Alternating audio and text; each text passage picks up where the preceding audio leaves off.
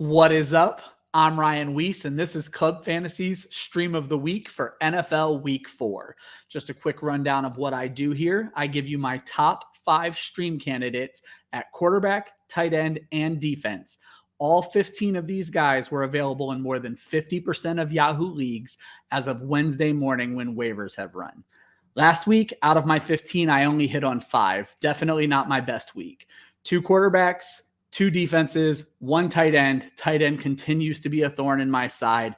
Quarterback and defense going much better, especially when you consider my stream of the week at both positions did hit last week. So we're going to jump into our quarterbacks and see if we can do a little bit better this week.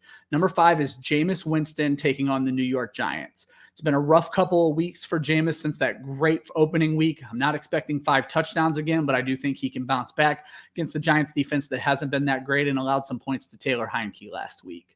Number 4 is Teddy Bridgewater taking on the Baltimore Ravens. Teddy has looked very good this year, and the Baltimore defense hasn't. So putting it bluntly, I think Teddy's going to be able to get the ball to Courtland Sutton. Big week I'm expecting out of Noah Fant. There's going to be touchdowns to be had for Teddy Bridgewater taking on the Baltimore Ravens. We're going to move to number 3. That's going to be Jared Goff taking on the Chicago Bears. The Bears are a train wreck. This is more about not liking the Bears than liking Goff. Detroit's had to throw the ball a lot. It's turned into some pretty good fantasy weeks for Goff, so I'm going to let up on him a little bit because I don't like the guy, but I think he's going to have a good week this week. Number 2 is the aforementioned Taylor Heinke taking on the Atlanta Falcons. Speaking of train wrecks, Atlanta is one.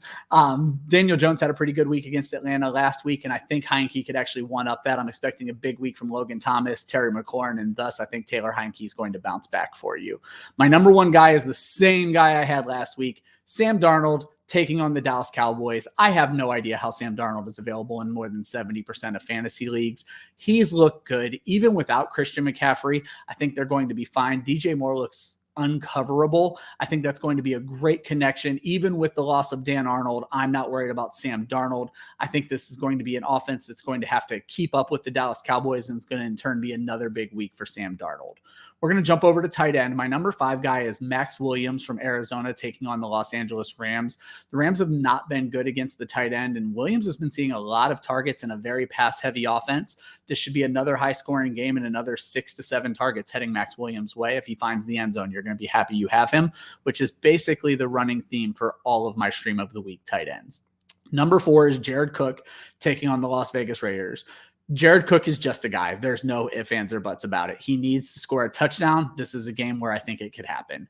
Number 3 is a guy who's actually been both of my hits so far at tight end have been Austin Hooper. This week he's taking on the Minnesota Vikings. Hooper's a big part of this offense. There's no ifs, ands, or buts about it. I was wrong about him early in the year. The Browns are down wide receivers. They're not leaning on anybody else. Odell Beckham looked good. Austin Hooper looked good. Expect it again this week against the Vikings. Number 2, same game, Tyler Conklin taking on the Browns on the other side of the field. Conklin was hyper-targeted in the red zone last week, scored a touchdown. The Browns are not good against the tight end. I think Conklin finds the end zone again this week. And number 1 is going to be Dustin Knox taking on the Houston Texans with the Buffalo Bills. Knox has seen 16 targets this year. He's been one of Josh Allen's favorite targets outside of Stephon Diggs, and I expect to see that continue. The touchdowns broke Manny Sanders' way last week against a bad Houston defense. I think you could see them go Knox's way this week. We're going to jump over to defense. We're going to start with the Detroit Lions taking on the Chicago Bears. The Bears offense was historically bad last week going up against the Browns, and the Lions, we saw a great pass rush out of them. Expect that again this week. Expect to see Justin Fields or Andy Dalton or Nick Foles, whichever quarterback the Bears trot out there. Expect to see another bad week going up against that Lions defense. Number 4 is going to be the Green Bay Packers taking on Pittsburgh. I don't love Green Bay's defense, but Ben Roethlisberger is awful, putting it bluntly. He should not be out there right now. It's very bad. If Najee Harris can't get the ball moving in the running game, which is not Najee's problem, it's the offensive line's problem, it's going to just continue to get worse for the Steelers offense. That's why I like Green Bay this week. Number 3 is going to be Miami taking on Indianapolis. I don't trust Carson Wentz to not turn the ball over. Turnovers, sacks, that's where you're going to see your points scored on defense. I think Miami's going to be able to get after Wentz. Jonathan Taylor's dealing with an injury. I think it's going to be a good week for the Miami defense. Number 2, Cincinnati Bengals on Thursday night taking on Jacksonville. Trevor Lawrence loves to throw the ball to the wrong team. Cincinnati's defenses look great. I think they've scored 5+ fantasy points in every game this season. I think you're going to see another big week against a bad offense in Jacksonville.